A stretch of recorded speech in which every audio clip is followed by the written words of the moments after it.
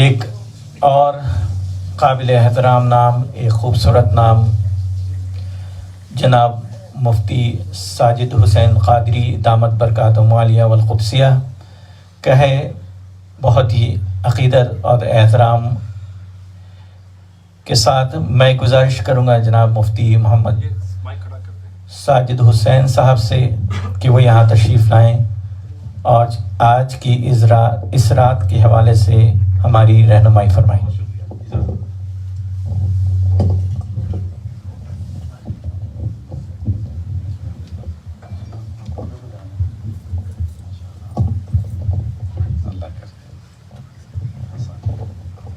السلام علیکم ورحمۃ اللہ وبرکاتہ۔ الفاتحہ الی حضرت النبی محمد مصطفیٰ صلی اللہ علیہ وسلم۔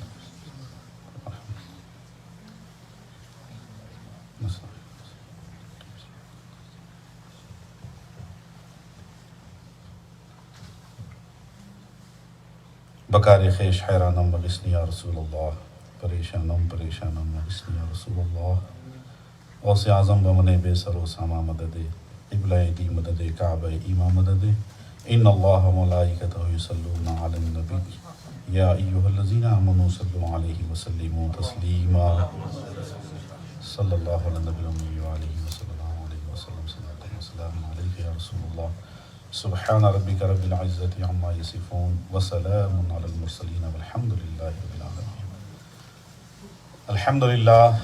الحمد للہ رب العالمین، والصلاة والسلام علی سیدنا و سید الانبیاء و اشرف المرسلین وعلی آلہ و اصحابہ اجمعین، اما بعد فاعوذ باللہ من الشیطان الرجیم، بسم اللہ الرحمن الرحیم، فیہا یفرق کل امر حکیم، صدق اللہ العلی العظیم۔ مبارک ہو مومنو آئی شب برات، مبارک ہو مومنو آئی شب برات، بن کے خدا کی رحمت چھائی شب برات، بن کے خدا کی رحمت چھائی شب برات، کرتے رہے عبادت تلاوت تمام رات، کرتے رہے عبادت تلاوت تمام رات، یوں مصطفیٰ نے خود بھی منائی شب برات، یوں مصطفیٰ نے خود بھی منائی شب برات۔ قابل صد احترام سرپرست اجلاس حضرت ڈاکٹر احسان الحق فارابی صاحب، خادم مدینہ طیبہ، اور ان کے شہزادے گرامی وقار میزبان اجلاس عالی جناب محسن فارابی صاحب، اور نقیب اجلاس محترم شبیر حسین صاحب، ماشاءاللہ شبیر بھی ہے اور حسین بھی، سبحان اللہ، جو حسین ہوتا ہے وہی شبیر ہوتا ہے، جو شبیر ہے وہی حسین ہے، تو مجمع البحرین ہے آپ، اللہ آپ کو اسم مسمہ بنائے۔ اور ہمارے حضرت ہاشمی سادات آل سیدنا جعفر ابن ابی طالب، گلستان سیدنا جعفر ابن ابی طالب کے مہکتے ہوئے پھول یہاں موجود ہیں۔ میری مراد حضرت ڈاکٹر الحاج مسعود احمد صاحب النوائیتی حفظہ اللہ ہاشمی سے ہے، اللہ ان کو سلامت رکھے۔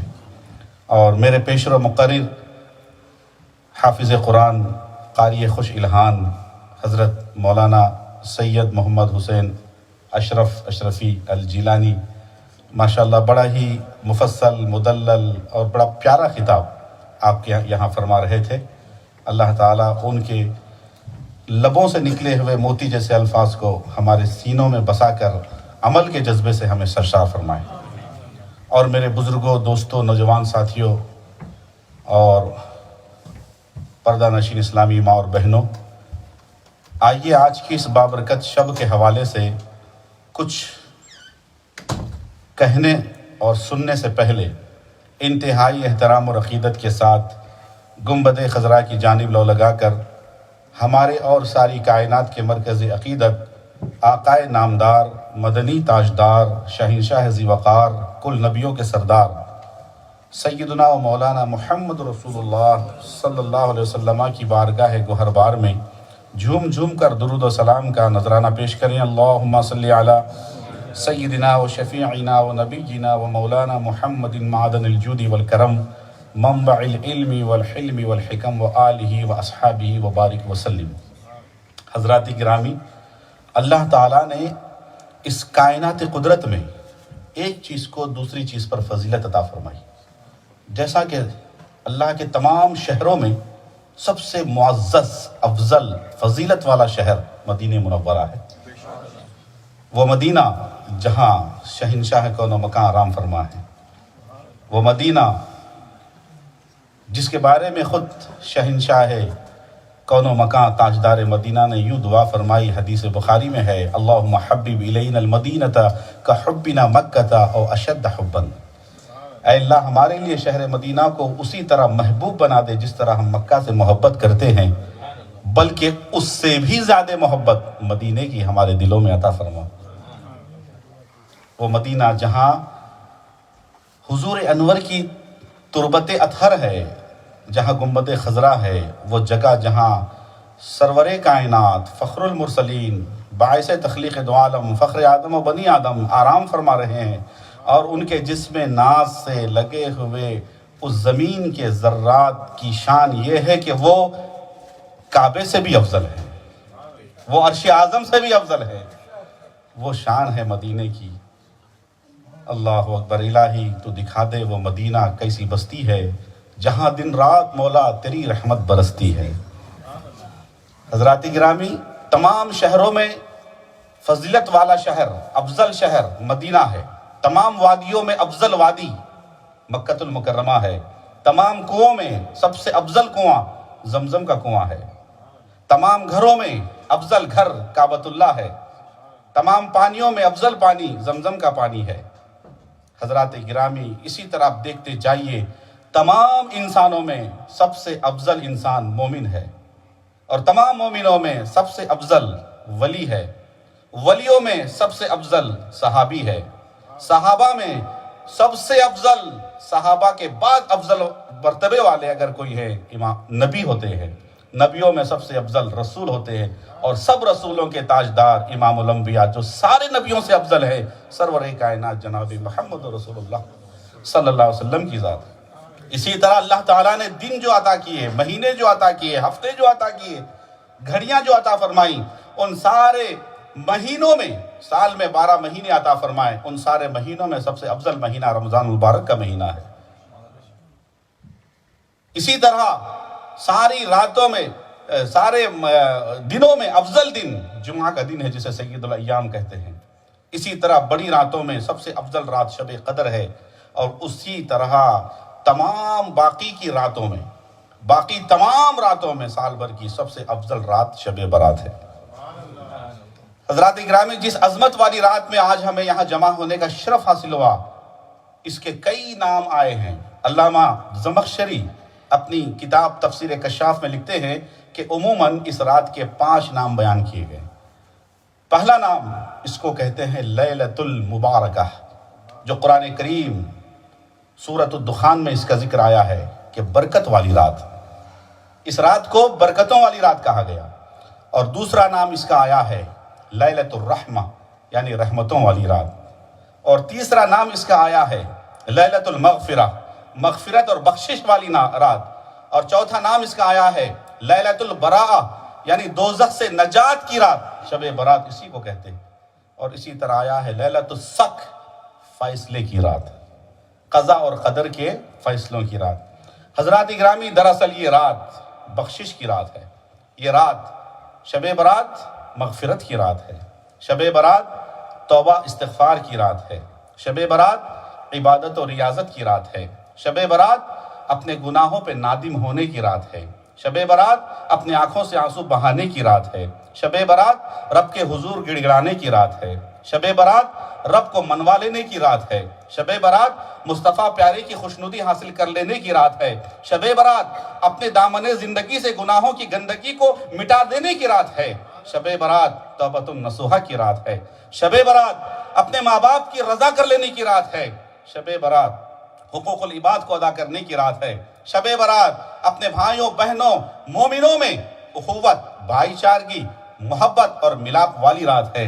شب برات آپس کے اختلافات کو مٹا دے لینے والی رات ہے۔ شب برات معافی تلافی کی رات ہے۔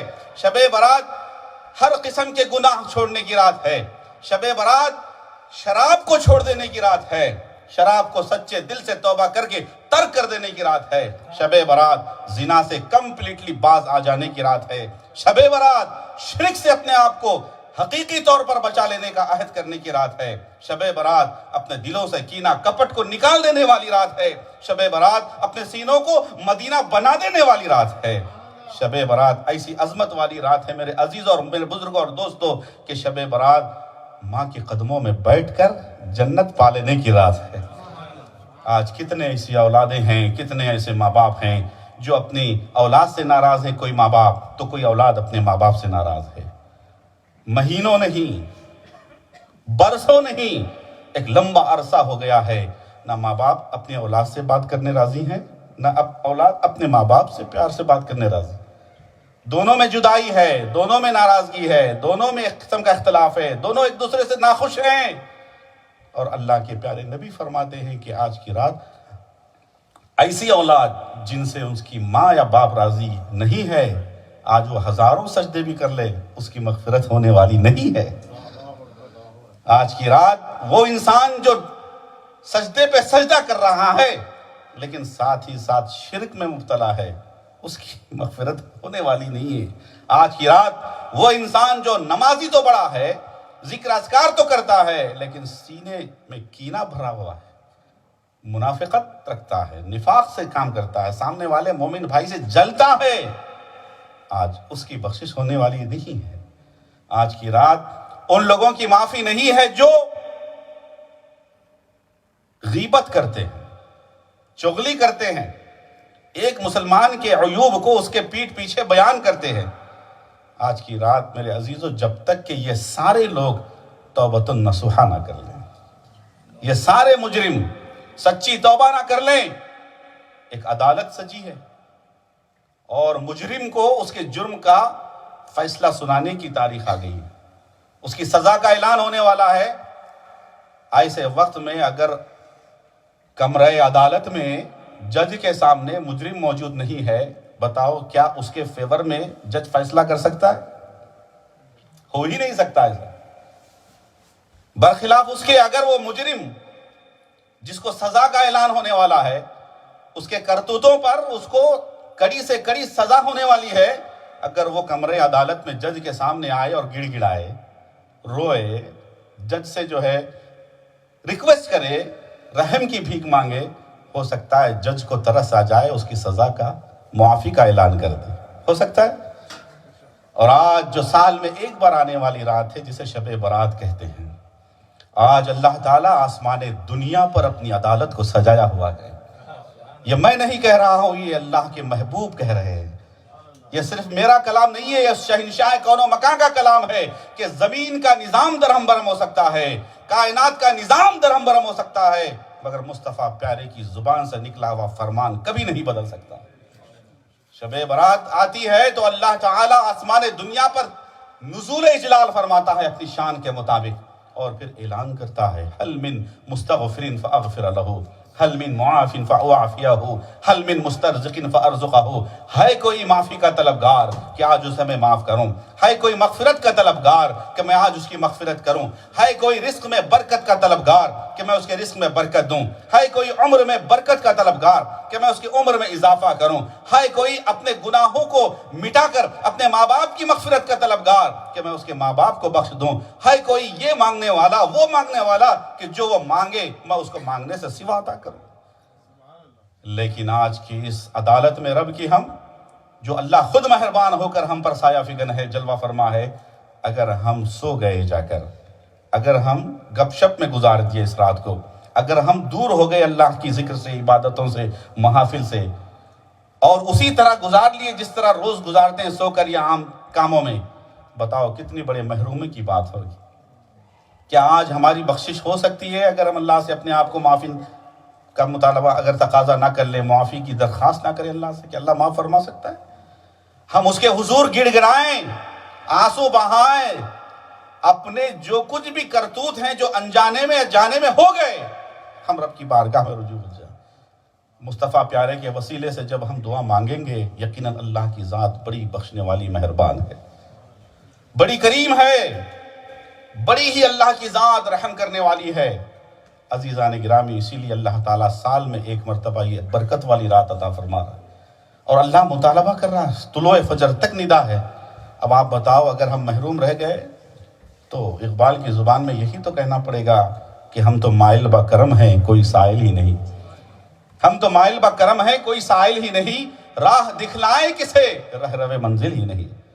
علامہ شہاب الدین قلیوبی رحمۃ اللہ تعالیٰ علیہ اپنی کتاب القلیوبی میں بڑا ہی ایمان افروز واقعہ لکھتے ہیں کہ ایک مرتبہ اللہ کے جلیل القدر پیغمبر حضرت عیسیٰ روح اللہ علیہ نبینا علیہ السلام کا گزر ایک پہاڑ کے پاس سے ہوا۔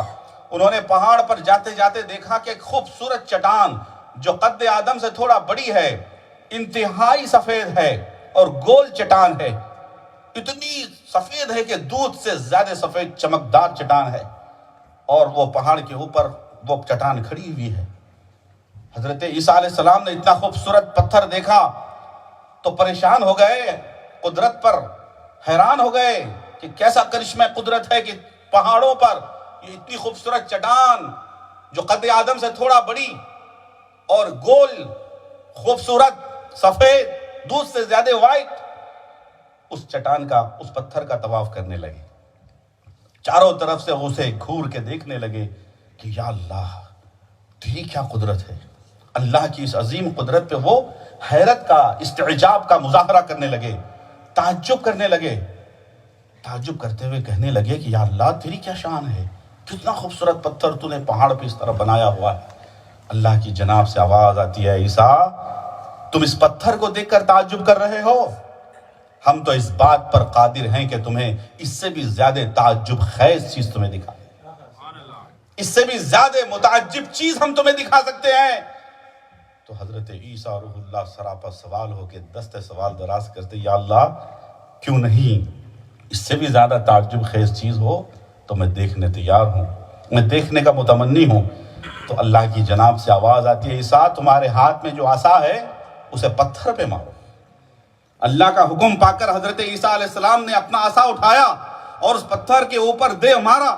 جیسے ہی عصا کو مارنا تھا کہ وہ پتھر دو ٹکڑے ہو گئے، وہ پتھر دو ٹکڑے ہو گیا، اور اس کے اندر سے ایک آدمزاد انسان نمودار ہوا، جس کا لباس بالوں سے ڈھکا ہوا تھا، اور وہ آدمی اس بند پتھر میں اللہ کی عبادت کر رہا تھا، اور اس کے دونوں آنکھوں کے درمیان میں انگور کا خوشہ لٹکا ہوا تھا۔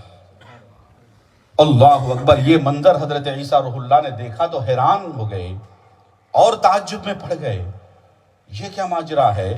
بالکل سل بند پتھر ہے، اور اس پتھر کے اندر یہ آدمی زندہ ہے اور اللہ کی عبادت بھی کر رہا ہے، اور انگور کا خوشہ لٹکا ہوا ہے۔ ماجرا کیا ہے؟ وہ انتظار میں رہے، وہ کھڑے رہے، دیکھتے رہے کہ جب یہ نماز سے فارغ ہوگا تو آخر پوچھ لوں کہ یہ کون ہے، یہ کب سے یہاں عبادت کر رہا ہے، ماجرا کیا ہے۔ بہت دیر کھڑے رہے، کافی دیر کے بعد جب اس آدمی نے عبادت سے اپنے آپ کو فارغ کیا، اپنی نماز سے سلام پھیرا، تو دوڑتے ہوئے قریب گئے، جا کے عرض گزار ہوئے کہ انسان، اے خوش نصیب انسان، یہ بتا کہ تو کون ہے، تو کون ہے، اور کب سے اس پتھر کے اندر عبادت کر رہا ہے، کیا کچھ کھاتا پیتا بھی ہے، تو زندہ کیسے ہے؟ تو وہ آدمی کہتا ہے، اے اللہ کے پیغمبر سنیے کہ میں بنی اسرائیل کا آدمی ہوں، آج سے 200 سال پہلے سے میں اس پتھر میں ہوں اور اللہ کی عبادت کر رہا ہوں، 200 سال سے میں اس پتھر میں ہوں، عبادت کر رہا ہوں، کہا زندہ کیسے ہو، کیا کھاتے ہو پیتے ہو؟ تو اس انسان نے کہا یہ انگور کی شاخ ہے، یہ انگور کے غنچہ ہے، گویا اللہ نے اس کا کنیکشن جنت سے جوڑ دیا ہے، اسی کو میں کھا لیتا ہوں تو مجھے زندگی مل جاتی ہے، میری بھوک اور پیاس مٹ جاتی ہے۔ اللہ اکبر! یہ سن کر حضرت عیسیٰ نے اس آدمی سے کہا کہ بے شک اس وقت روئے زمین پر تم سے بڑا عبادت گزار، نکوکار، متقی اور پرہیزگار انسان کوئی دوسرا نہیں ہوگا، روئے زمین پر تم سے بڑا عبادت کرنے والا کوئی دوسرا نہیں۔ تو اللہ کی جناب سے آواز آتی ہے کہ عیسیٰ تم جانتے نہیں، تم اس شخص کی 200 سال کی عبادت پر تعجب کر رہے ہو، سن لو کہ تمہارے بعد ہم ہمارے محبوب پیغمبر خاتم النبیین کو بھیج رہے ہیں، اور ان کی امت کی یہ شان ہے کہ ان کی امت کو ہم نے سال میں ایک رات ایسی عطا کی ہے جسے شب برات کہا جاتا ہے۔ اگر کوئی میرے خاتم النبیین محبوب کا امتی اس رات کو پالے اور اگر 2 رکعت نماز نفل ادا کر لے تو ہم اس شخص کی 200 سال کی عبادت سے زیادہ ثواب اسے عطا فرما دیں گے۔ 200 سال کی عبادت سے زیادہ ثواب عطا کریں گے۔ حضرت عیسیٰ روح اللہ علیہ السلام حیران ہو گئے، خوشی کا اظہار کرتے ہوئے رب کی بارگاہ میں سراپا سوال ہوتے، یا اللہ مجھے بھی اس امت میں پیدا فرمانا، مجھے اس امت کا امتی بنا، اس محبوب کا امتی بنانا۔ قربان جاؤ میرے عزیزو، یہ وہ امت میں اللہ نے اپنے فضل سے پیدا کیا جس میں شامل ہونے کے لیے سابقہ انبیاء کرام نے دعائیں مانگی ہیں۔ ہمارے نصیب، ہم اپنے مقدر پہ جتنا بھی ناز کریں کم ہے، شہنشاہ کون و مکان کے غلاموں میں اللہ نے ہمیں پیدا فرمایا۔ حضرات گرامی، اور دوسری بات یہ بتا دوں، اس پتھر کے اندر صلب بالکل بند پتھر ہے، کوئی سوراخ نہیں، کوئی کھڑکی نہیں، کوئی راستہ نہیں، کوئی ڈور ونڈو نہیں، اور وہ شخص زندہ ہے۔ یہ خدا کی قدرت ہے۔ آپ کو میں ایک سوال کا جواب دیجئے کہ بند پتھر میں ایک انسان کو اللہ تعالیٰ رزق دے رہا ہے، تو کیا اللہ رزاق نہیں ہے؟ آج لوگ کیا کرتے ہیں، اچھی خاصی دکان چلاتے رہتے ہیں تو اسی کے دکان کے سامنے دوسرا بھائی اس کا دکان کھول لیتا ہے، صحیح ہے؟ اب یہ مسلمان بھائی اس سے حسد کرنے لگتے ہیں کہ اس کو میری ہی دکان کے سامنے دکان کھولنی تھی، میرا بزنس خراب ہوگا، میرے کسٹمرز ادھر چلے جائیں گے، ہے؟ ایسا خیال آتا ہے۔ میں کہتا ہوں میرے عزیزو، پھر توکل علی اللہ کا مطلب کیا ہے؟ اللہ کی ذات پر بھروسہ، جو اللہ سب سے بڑا رزاق ہے، سب سے بڑا رزق دینے والا ہے۔ صفی اورنگ آبادی آپ نے نام سنا ہوگا، اورنگ آباد کے مشہور شاعر گزرے ہیں۔ ان کا ایک شعر ہے کہ کسی کا رزق رک سکتا نہیں خلاق اکبر سے، کسی کا رزق رک سکتا نہیں خلاق اکبر سے، صفی پتھر کے کیڑے کو غذا ملتی ہے پتھر سے۔ کبھی آپ نے دیکھا بند پتھر میں کیڑے ہوتے ہیں اور اللہ کی جناب سے وہ روزی پاتے ہیں۔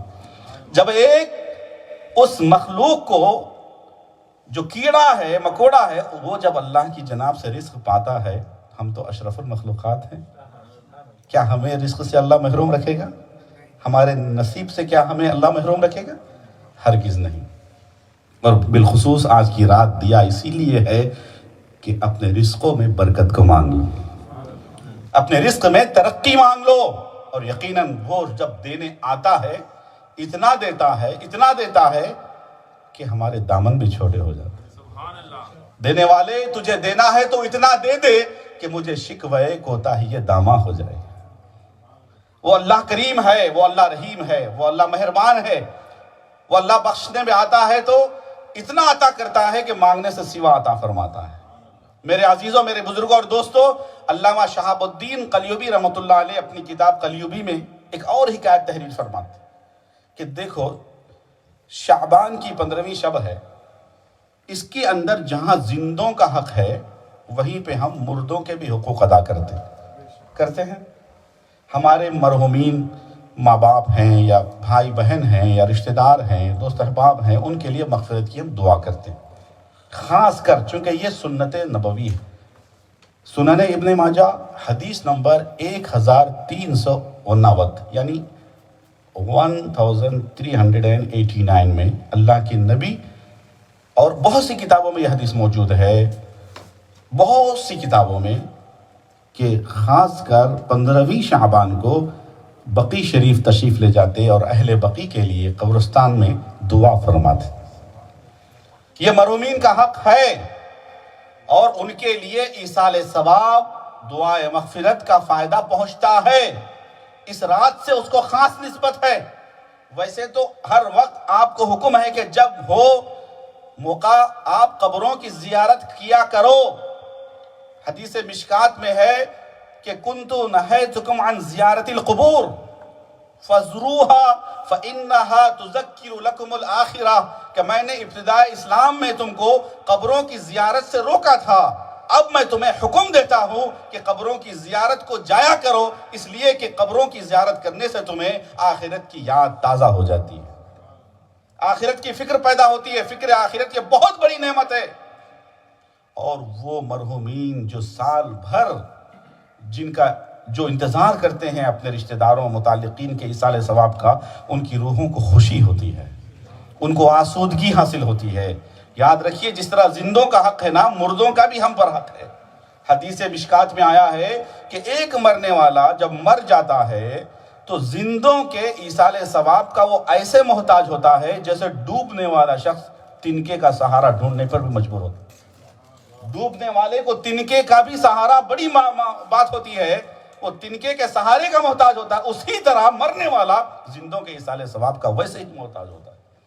مرنے والا حضرات گرامی، ایصال ثواب حق ہے، جو کچھ بھی آپ کرو گے مرحومین کے ناموں سے دعائے مغفرت کرو گے، اس کا ذکر تو قرآن میں ہے، ربنا اغفر لنا ولاخواننا الذین سبقونا بالایمان، کہ اے اللہ ہماری بھی مغفرت فرما اور ہمارے اور ایمان کے ساتھ رخصت ہونے والے بھائیوں کی بھی تو مغفرت فرما۔ سب سے بڑی دلیل قرآن کی آیت ہے کہ مرحومین کے لیے دعائے مغفرت کی جائے۔ اب دعائے مغفرت کچھ آپ ان کے نام پہ پڑھ کے، قرآن شریف پڑھ کر، جیسا کہ حدیث بخاری و مشکات متفق علیہ حدیث ہے کہ پڑھنے سے، ذکر سے ایصال ثواب مرحومین کو بھی پہنچا سکتے۔ اسی طرح کچھ غربا میں، فقراء میں، مساکین میں یا بھوکوں میں کچھ صدقہ خیرات کر کے، کھانا کھلا کے بھی آپ ثواب پہنچا سکتے ہیں۔ ضرورت مندوں کو کپڑے پہنا کر، کچھ محتاجوں کی مال کے ذریعے مدد کر کے، راشن کے ذریعے، جس طریقے سے چاہو اللہ کی راہ میں صدقہ و خیرات کر کے مرحومین کو آپ ثواب پہنچا سکتے ہو، اور ثواب پہنچتا ہے۔ علامہ شہاب الدین قلیوبی فرماتے ہیں کہ خراسان میں ایک شخص کے والدین کا انتقال ہوا۔ خراسان یہ کون سی ریاست ہے؟ جہاں سلطان الہند خواجہ غریب نواز پیدا ہوئے، ایران کا صوبہ ہے۔ خراسان میں ایک شخص تھا، اس کے والدین کا انتقال ہوا۔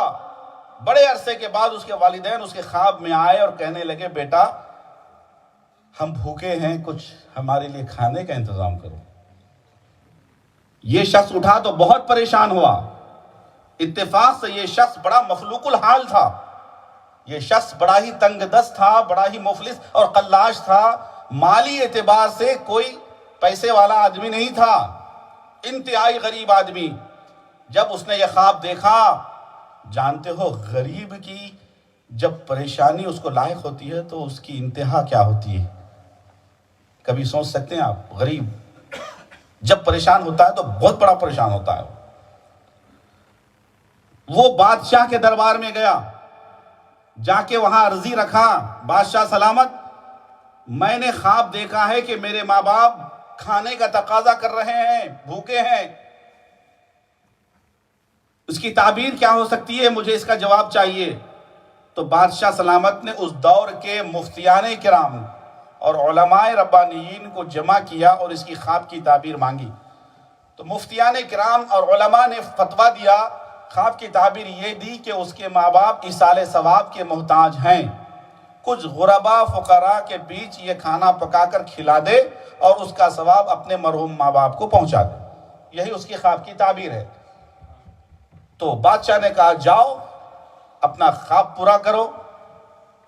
تو اس نے کہا بادشاہ سلامت، میں بہت غریب آدمی ہوں، میرے پاس میرا گزر یا میرے بال بچوں کا گزر ہو جائے یہی بڑی بات ہوتی ہے، اتنے پیسے یا اتنا راشن و اناج میرے ہاں نہیں ہے کہ میں کچھ کھا کھلا کر یا پلا کر میں اس کا ثواب بانٹ سکوں، دے سکوں، میرے پاس اتنی گنجائش نہیں ہے۔ تو علماء سے پھر رجوع کیا بادشاہ نے۔ تو علماء نے کہا اچھا ایسا کرو، تمہارے پاس اگر کھانے کو کچھ نہیں ہے، کھلانے کو کچھ نہیں ہے، تو تم فلاں بستی میں چلے جاؤ، وہاں پر تربوز کے چھلکے پڑے ہوئے ہیں، تربوز جانتے ہیں نا، واٹر میلن، اس کے چھلکے وہاں ایک کچرے کی کنڈی پر پڑے ہوئے ہیں گاربیج کے پاس، انہی چھلکوں کو اٹھاؤ اور دھو صاف کرو اور فلاں بستی میں بکریاں رہتی ہیں، چوپائے رہتے ہیں، ان چوپایوں کے بیچ میں اپنے ماں باپ کی ایصال ثواب کی نیت سے ڈال دو، انشاءاللہ ثواب پہنچ جائے۔ اب وہ غریب انسان اٹھا، اس گاربیج کے پاس گیا، دیکھا تربوز کے چھلکے پڑے ہیں تو اسے اٹھایا، دھویا، بڑی ہی عزت سے احترام سے لے جا کر چوپایوں کے بیچ میں، بکری وغیرہ کے بیچ میں ڈال دیا، بکریوں نے کھا لیا۔ وقت گزرتے زیادہ دیر نہیں لگتی، جب شام ہوئی، رات ہوئی اور وہ سویا، کیا دیکھتا ہے کہ اس کے ماں باپ پھر خواب میں آ گئے اور دونوں مسکرا رہے ہیں، دونوں خوش نظر آ رہے ہیں، دونوں مسرت کا اظہار کر رہے ہیں اور یہ کہتے ہیں کہ بیٹے تم نے کتنا میٹھا تربوز ہمیں کھلایا دیا، تم نے کتنا میٹھا تربوز ہمیں کھانے پیش کیا۔ وہ آدمی کہتا ہے کہ میں کوئی تربوز وربوز نہیں پیش کیا، بس چھلکے تھے میں نے اٹھا دیا، اسی کو دھو کے ڈال دیا۔ تو ماں باپ نے کہا بیٹا یقیناً تو نے چھلکے ہی ڈالے، لیکن تیری نیت اتنی صاف تھی کہ تیرے اخلاص نیت کی برکت سے اللہ تعالیٰ نے ہمیں میٹھا اچھے سے اچھا تربوز کھلانے کے برابر کا ثواب عطا فرما دیا۔ تو حضرات پتہ کیا چلا، مرحومین کو جو بھی ثواب پہنچاؤ گے پہنچتا ہے، اگر اخلاص کے ساتھ کرو نا، ایک ذرہ برابر تو اللہ تعالیٰ کئی گنا ثواب عطا فرماتا ہے۔ جو گنجائش ہے اللہ کی راہ میں غریبوں کو کھلاؤ، مخلوق خدا کو کھلاؤ۔ حدیث میں آیا فی کل قلب حر اجر، ہر پھڑکتے ہوئے دل میں اللہ نے اجر رکھا ہے۔ کبوتر کے اندر بھی پھڑکنے والا دل ہوتا ہے، اگر اس کو بھی آپ دانا پانی دو گے وہ بھی آپ کے لیے صدقہ جاریہ بن جائے گا۔ تو جب ایک عام مخلوق کو دینے سے ثواب ہے، اشرف المخلوقات کو کھلاؤ گے تو کیوں نہیں ثواب ملے گا۔ تو یہ آج کی رات شب برات، یہ مرحومین کے حقوق کو ادا کرنے کی رات ہے۔ آج کی رات ایسی عظمت اور برکت والی رات ہے کہ پیارے مصطفیٰ علی نبینا وعلیہ السلام خود اس رات کی اہمیت کو بیان فرماتے ہیں۔ تجلی فرما رہا ہے اللہ سبحانہ وتعالی، آسمان دنیا پر اللہ کا نزول ہو رہا ہے غروب آفتاب کے بعد اور طلوع فجر تک۔ کیا بات ہے کہ روز ہم اس کی دربار میں حاضری دے رہے ہیں۔ فجر کی اذان ہوئی ہم رب کی بارگاہ میں کھڑے ہو گئے، اللہ اکبر۔ ظہر کا وقت ہوا ہم رب کی بارگاہ میں ملتجی کھڑے ہو گئے، عصر کا وقت ہوا کھڑے ہوئے، مغرب ہوئی کھڑے ہو گئے، عشاء کا وقت ہوا کھڑے ہو گئے، صبح سے شام تک نہ صرف نمازوں میں بلکہ جہاں محفل ہوتی ہے فارابی سنٹر میں آئے تو ہم کھڑے ہو گئے، اللہ کی بارگاہ میں ہاتھ پھیلا رہے ہیں، بھیک مانگ رہے ہیں اس داتا سے۔ یہ سلسلہ سال بھر جاری ہے، لیکن جب داتا خود دینے آئے تو بتاؤ کرم کی کوئی انتہا، کوئی اندازہ لگا سکتا ہے؟ آج دریا اللہ کا جلال، اللہ کا جمال، اللہ کی سخاوت، اللہ سب سے زیادہ سخی، اللہ سے بڑھ کر کوئی سخی ہی نہیں، پھر اس کائنات میں سب سے زیادہ سخی اس کے پیارے محبوب ہیں، ان کے وسیلے سے مانگو تو آج کیوں نہیں ملے گا، کیوں نہیں عطا ہوگا؟ حضرات گرامی، اللہ سبحانہ وتعالیٰ نے آج کی رات کو بڑی عظمتوں سے نوازا۔ قضا اور قدر کا فیصلہ ہو رہا ہے۔ کیسا فیصلہ ہو رہا ہے کہ آج لکھ دیا جا رہا ہے کہ اگلے شب برات تک کیا ہوگا، فلاں آدمی کی موت کا فیصلہ ہو جاتا ہے۔ محبوب سبحانی، قطب ربانی، غوث سمدانی، قندیل نورانی، میرا محی الدین الشیخ عبد القادر جیلانی اپنی تصنیف لطیف غنیت الطالبین میں تحریر فرما رہے ہیں کہ بہت سے غافل لوگ ایسے ہیں، شب برات کو اس کا کفن پھاڑا جا چکا ہے، اس کا کفن دھل کے اب تیار ہو رہا ہے اور وہ غافل ہے، بازاروں میں گھوم رہا ہے۔ شب برات کو کیسے ایسے غافل ہیں کہ جن کے حق میں تنگ دستی کے فیصلے ہو چکے ہیں اور وہ اپنی ناز و نعم میں پل رہا ہے اور مست ہے۔ کتنے ایسے ہیں جن کا شمار بدبختوں میں لکھ دیا جا چکا ہے لیکن وہ سمجھ رہا ہے کہ وہ سب سے بڑا نیک بخت ہے۔ کتنے ایسے ہیں کہ جو جنت کی امید اور آس لگائے بیٹھے ہیں لیکن ان کو جہنم جانا پڑتا ہے۔ کتنے ایسے ہیں جن کو اللہ کی طرف سے ریجیکشن ملا ہے، ریجیکٹڈ ہیں، وہ مردودوں میں ان کا نام آ رہا ہے، محرومین کی لسٹ میں لکھا جا رہا ہے اور وہ یہ سمجھ رہے ہیں کہ وہ اللہ کے خوش نصیب بند ہیں۔ بڑے پیر فرما رہے ہیں ایسا ہے ایسا ہے ایسا، لکھتے جا رہے تفصیل، تو لہٰذا اے لوگوں بڑی رات آئی ہے، کبھی بھی اپنے آپ پر غرور نہیں کرنا، نہ اپنی دولت پہ غرور کرنا، نہ اپنے سرمایہ پہ غرور کرنا، نہ اپنے مال پہ غرور کرنا، نہ اپنی پراپرٹی پہ غرور کرنا، نہ اپنے گھر بار پہ غرور کرنا، نہ اپنی اولاد پہ غرور کرنا، نہ اپنی کاروں اور رہائشی نعمتوں پہ غرور کرنا۔ کسی چیز پہ فخر کرنے سے اللہ نے منع فرمایا۔ ہاں کوئی چیز ہے جو باعث فخر ہے، وہ یہ ہے کہ ہم مصطفیٰ پیارے کی نسبت پہ فخر کریں، ان کی غلامی پہ فخر کریں۔ کوئی ناز نہ کرے اپنی دولت پر، کوئی ناز نہ کرے اپنی بنگلوں پر، کوئی ناز نہ کرے اپنی شہرت پر۔ ہمیں ناز ہے تو محمد عربی کی شفاعت پہ ناز ہے۔ آج کی رات ایسی عظمت والی رات ہے کہ اللہ کے پیارے نبی سرور کائنات صلی اللہ تعالی وسلم کو کل امت محمدیہ کی بخشش اور شفاعت کا سہرا عطا کر دیا گیا۔ تفسیر کشاف میں لکھا ہوا ہے کہ جب شعبان کی 13ویں رات آئی تو پیارے مصطفیٰ نے رب کی بارگاہ میں رجوع ہو کر رب سے گزارش کی کہ یا اللہ میری امت کی مغفرت فرما اور ان کی شفاعت مجھے عطا فرما۔ تو اللہ پاک نے پوری امت کا 1/3 حصہ مصطفیٰ پیارے کو عطا فرمایا کہ تم ان کی شفاعت کر سکتے ہو۔ پھر جب 14ویں رات آئی پھر دوبارہ رب کی بارگاہ میں کھڑے ہوئے اور عرض گزار ہوئے کہ یا اللہ میں میری اور امت کی مغفرت چاہتا ہوں، میری امت کی بخشش اور شفاعت مجھے عطا فرما۔ تو اللہ پاک نے عطا فرمایا کہ دوسرا 1/3 حصہ تمہیں دے دیا گیا، تم ان کی مغفرت کر دو گے۔ اللہ کے پیارے نبی اپنی امت سے کتنا پیار کرتے ہیں، وہ کتنے شفیق ہیں اپنی امت پر، کتنے رحیم ہیں وہ آقا، کتنے کریم ہیں۔ تیسری رات جب آئی جسے 15ویں شعبان کی رات کہا جاتا ہے، جسے شب برات کہا جا رہا ہے، اس رات کھڑے ہو کر رب کی بارگاہ میں عرض گزار ہو رہے ہیں یا اللہ میری امت کل امت کی شفاعت عطا فرما۔ اللہ نے مرحمت فرمائی، شفاعت کا صحرا سجا دیا، آج تمہیں عطا کیا جا رہا ہے، کل امت تم معاف کر دو گے، شفاعت کرو گے۔ تو حضرات گرامی پتہ کیا چلا؟ آج کی رات ایسی عظیم الشان رات ہے کہ امت مصطفیٰ کا کل حصہ پیارے مصطفیٰ کی شفاعت سے انشاءاللہ تعالی اللہ کی عذاب سے بچنے والا ہے۔ ڈر تھا کہ عیسیاں کی سزا اب ہوگی یا روز جزا، اعلیٰ حضرت فرما رہے ہیں ڈر تھا کہ عیسیاں کی سزا اب ہوگی یا روز جزا، دی ان کی رحمت نے صدا وہ بھی نہیں یہ بھی نہیں، دی ان کی رحمت نے صدا یہ بھی نہیں وہ بھی نہیں۔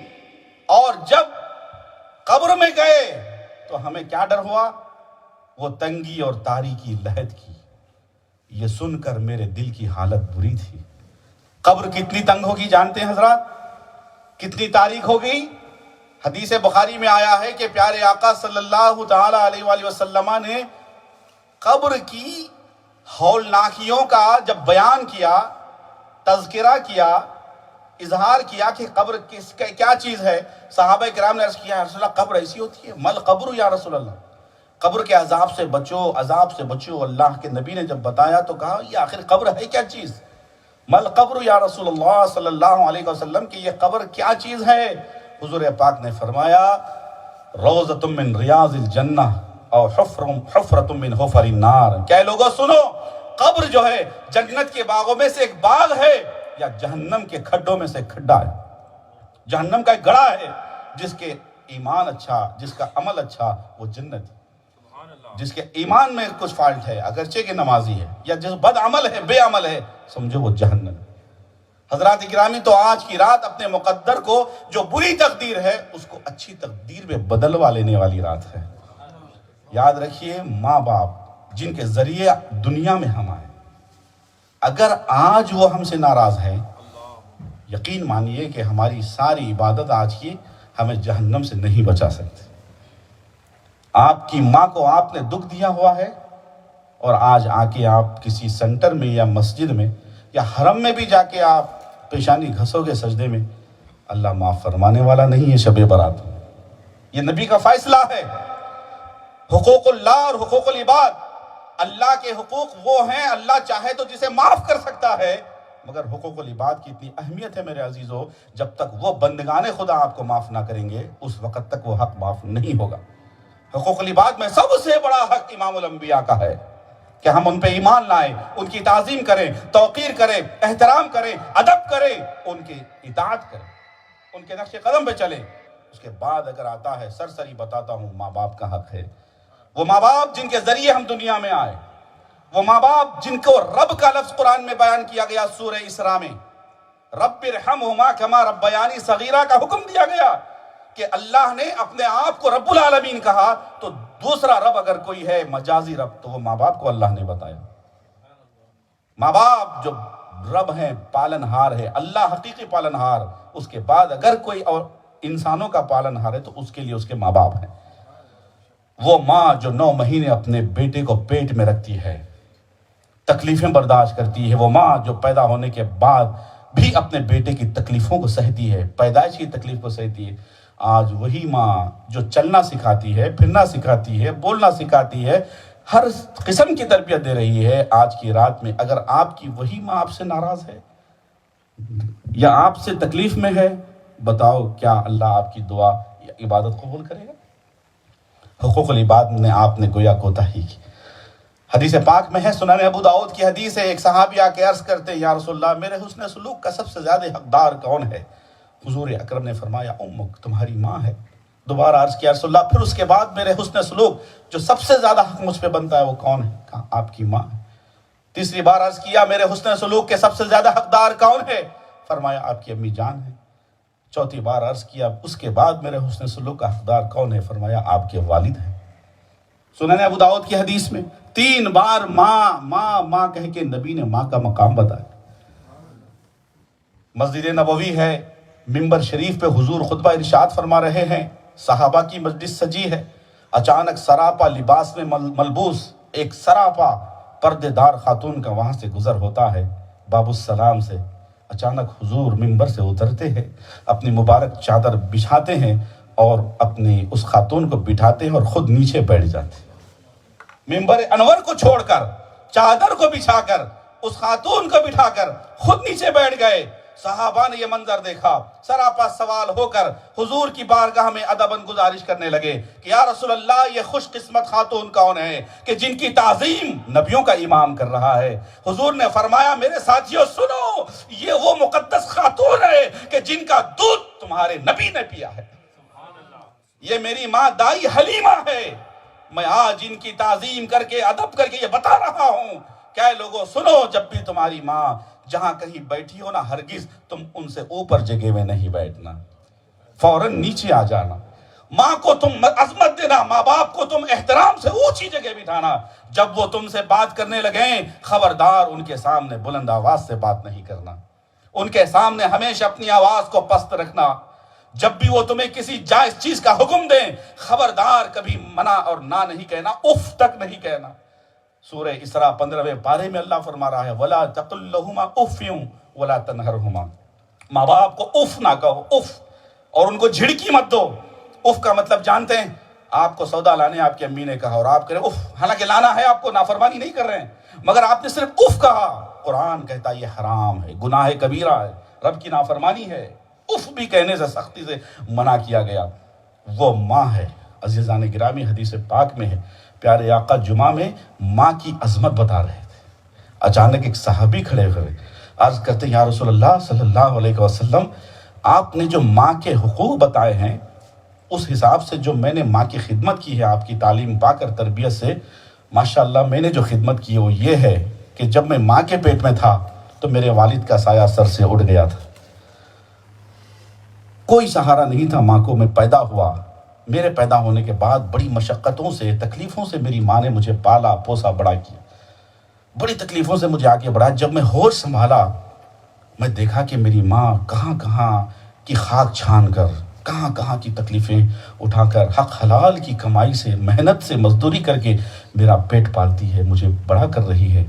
میں نے عہد کر لیا کہ جب تک میں زندہ ہوں یا میری ماں زندہ ہے، میں میری ماں کی خدمت ہی کرتا ہوں، ان کو کبھی تکلیف نہیں دوں گا، ان کے حقوق میں کوئی کمی نہیں کروں گا، ان کی خدمت ہی خدمت کرتا جاؤں گا۔ یا رسول اللہ، میں نے عہد کیا اور الحمدللہ میں نے میری ماں کی بہت خدمت کی، اتنی خدمت کی کہ میں کھانے کا وقت ہوتا، پہلے میں نہیں کھاتا، ماں کو کھانا پیش کرتا، ہر آرام، ہر چیز میں اپنی ماں کو مقدم رکھتا، بہت خدمت کرتا، یہاں تک کہ میں بڑا ہوا، میں شادی کا میرے وقت آیا تو میری ماں نے میری شادی کروا دی، شادی ہو گئی، میرے پاس بیوی میری آ گئی، بچے ہو گئے، تب بھی میں ہمیشہ ماں کو مقدم رکھتا، ماں کو پہلے پریفرنس دیتا، ماں کی خدمت کرتا، کھانے کا وقت ہوتا، بھوک لگتی، سب سے پہلے میں ماں کو کھلاتا، بعد میں بیوی اور بچوں کو کھلاتا، ہر حساب سے میں نے ماں کو مقدم رکھا۔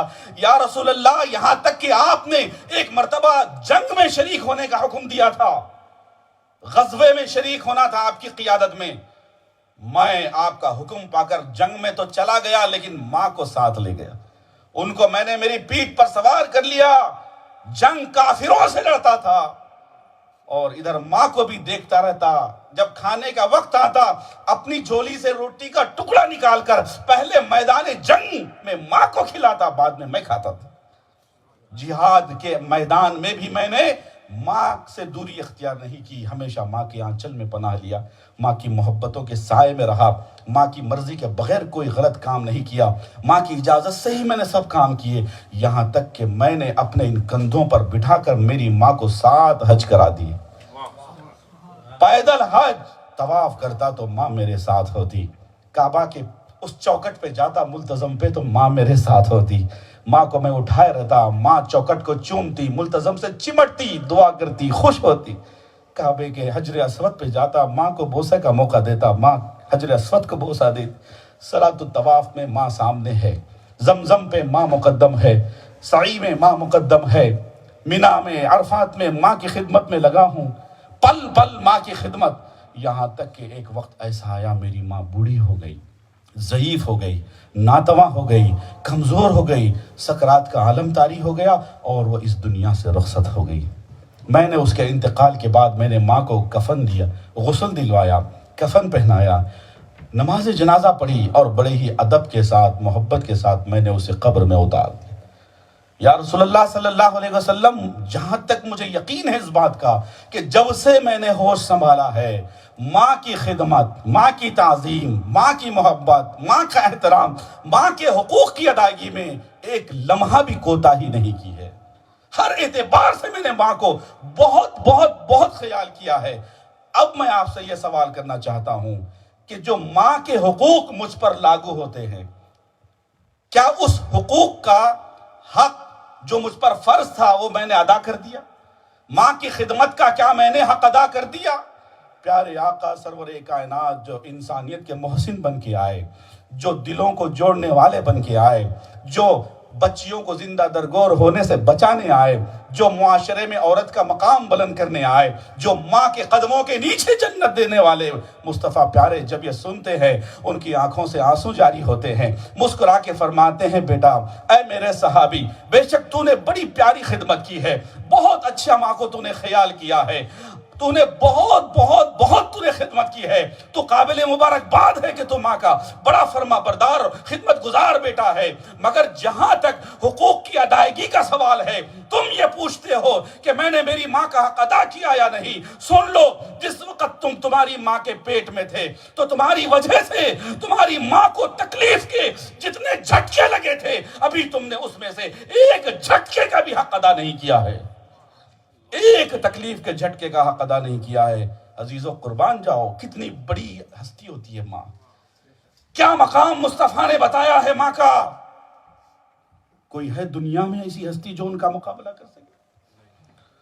وہ ماں ہوتی ہے نا، وہ بیوی ہے جسے ذری تکلیف پہنچے تو کہتی ہے مجھے آرام چاہیے، وہ ماں ہے جو تکلیفیں سہ کے کہتی ہے بیٹا تجھے آرام ملا یا نہیں، وہ بیوی ہے جو بھوک لگتی ہے تو کہتی ہے مجھے یہ چاہیے وہ چاہیے، وہ ماں ہوتی ہے جو خود بھوکی رہتی ہے، کہتی ہے بیٹا تو کچھ کھایا یا نہیں، وہ ماں ہے جو بہت بڑی نعمت ہے، دولت آج کس انسان کے پاس نہیں، سرمایہ آج کس مالدار کے پاس نہیں، مالدار لوگوں یاد رکھو مال سے بڑا بنگلہ خرید سکتے ہو، بڑی کار خرید سکتے ہو، بڑی نعمتیں خرید سکتے ہو، بڑی بڑی چیزیں لے سکتے ہو، دنیا کی نعمت لے سکتے ہو، مال ہو تو کسی حسین و جمیل دوشیزہ سے نکاح کر سکتے ہو، لیکن اسی مال سے تم ماں کو نہیں خرید سکتے۔ ماں ایک ایسی انمول دولت ہوتی ہے کہ وہ کوئی دنیا کی ساری دولت بھی اس کی برابری نہیں کر سکتی، ماں کی ممتا تم نہیں خرید سکتے۔ اسی لیے اللہ کے نبی نے فرمایا الجنت تحت اقدام الامہات، کہ جنت ماؤں کے قدموں کے نیچے ہے، چاہے ماں کتنی بھی بڑی فاسق و فاجر ہو۔ ایک صحابی نے عرض کیا رسول اللہ میرے حسن سلوک کی حقدار کیا میری کافرہ ماں بھی ہے؟